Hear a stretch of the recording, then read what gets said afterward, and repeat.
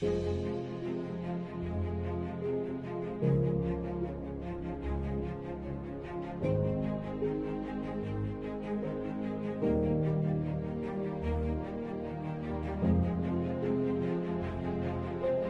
халатты абзал жандарымыз күндіз-түні өздерінің отбасыларын тастап, осындай ортада 24 сағат бойы халыққа көмектесіп жатыр.